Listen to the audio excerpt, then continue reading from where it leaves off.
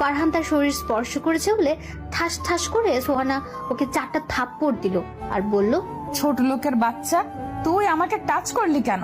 এই, তুই আমাকে কথা দিয়েছিস।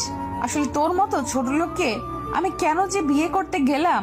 তোরা বড় লোক মানুষ দেখলে সুযোগ নেওয়ার চেষ্টা করিস। আরো অনেক কিছু বলল। তারপর ফ্রেশ হতে চলে গেল। আর ফারহান সেখানে গালে হাত দিয়ে দাঁড়িয়ে রইল। তার ঠোঁট কেটে গিয়ে রক্ত পড়ছে আর চোখ দিয়ে 2 ফোঁটা নোনা জল গড়িয়ে নিচে পড়ে গেল।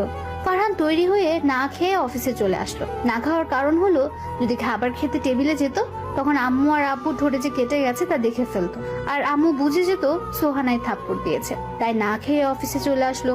অফিসে এসে নিজের জায়গাতে বসে কাজ করল। এমন সময় আঙ্কেল আর সোহানা অফিসে প্রবেশ করলো। একটু পরে সবাইকে একটা রুমে ডাকা হলো।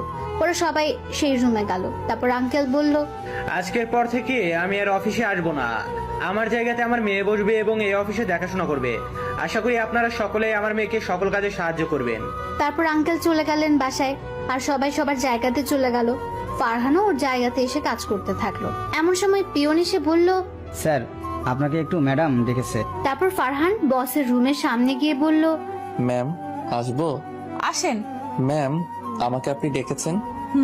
এখানে এই ফাইলগুলো আছে, আজকের মধ্যে কমপ্লিট করে জমা দিবেন। অনেকগুলো ফাইল ওর দিকে এগিয়ে দিয়ে। ম্যাডাম, আজকের মধ্যে এতগুলো ফাইল কমপ্লিট করা তো সম্ভব না। সম্ভব না কেন? আজকের মধ্যে বলেছি তো, আজকের মধ্যে এই ফাইলগুলো কমপ্লিট করে দিবেন। যতক্ষণ ফাইল কমপ্লিট না হয় ততক্ষণ আপনার ছুটি নেই। ফারহান আর কিছু বলল না, ফাইলগুলো নিয়ে চলে আসলো নিজের জায়গায়। তারপর কাজ করতে থাকলো। কাজ করতে করতে দুপুর হয়ে গেল। সবাই দুপুরের খাবার খাওয়ার জন্য গেল, কিন্তু ফারহান গেল না, কাজ করতে থাকলো। কাজ শেষ করতে করতে রাত 9টা বেজে গেল। সবাই চলে গেছে, শুধু ফারহান, পিয়ন আর সোহানাকে ছাড়া। ফারহান ফাইলগুলো জমা দিয়ে যখন আসতে যাবে তখন পিয়ন বলল, স্যার, আপনাকে একটু ম্যাডাম ডেকেছে। ফারহান তাড়াতাড়ি ম্যাডামের রুমে গেল, গিয়ে বলল, ম্যাডাম, আসবো? আসেন। জি ম্যাডাম, বলুন কেন ডেকেছেন? ফাইলগুলো কমপ্লিট হয়েছে? ভালো। এখন এই ফাইলগুলো দেখছেন, এগুলো নিয়ে যান, কালকের মধ্যে কমপ্লিট করে দিবেন। ফারহান কিছু বলল না, ফাইলগুলো নিয়ে অফিস থেকে চলে আসলো। এসে রিক্সার জন্য দাঁড়িয়ে রইলো। কিছুক্ষণ পরে দেখলো সোহানার গাড়ি নিয়ে বের হচ্ছে। ফারহান ভাবছিল ওকেও সাথে করে নিয়ে যাবে, কিন্তু সোহানা ফারহানকে তার সাথে বাসায় নিয়ে গেল না। অনেকক্ষণ দাঁড়িয়ে থাকার পর একটা রিক্সা আসলো, সেটা নিয়ে ফারহান বাসায় চলে আসলো। বাসায় এসে ফ্রেশ হয়ে খাওয়া দাওয়া করে চলে গেল ছাদে। অনেকক্ষণ আকাশের দিকে তাকিয়ে থেকে চলে আসলো রুমে।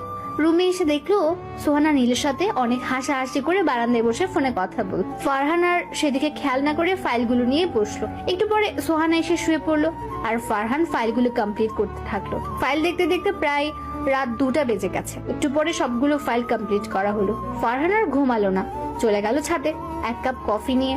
ছাদের একটা কোণায় বসে কফি খাচ্ছে আর আকাশের 4টার দিকে তাকিয়ে আছে আর ভাবছে, আজকে যদি সোহানাই আমাকে স্বামী হিসেবে মানতো, তাহলে এখন সোহানার কোলে মাথা দিয়ে আকাশের 4টা দেখা হতো। আমার সাথে কেন এমন হলো? কি দোষ করছিলাম আমি?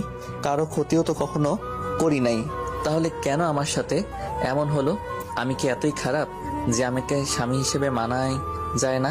সোহানাই আমার সাথে এমন কেন করে? আমি তো তার কাছ থেকে স্বামীর অধিকারও চাই নাই, তাহলে কেন এমন করে? এগুলো ভাবতে ভাবতে চোখ দিয়ে কয়েক ফোঁটা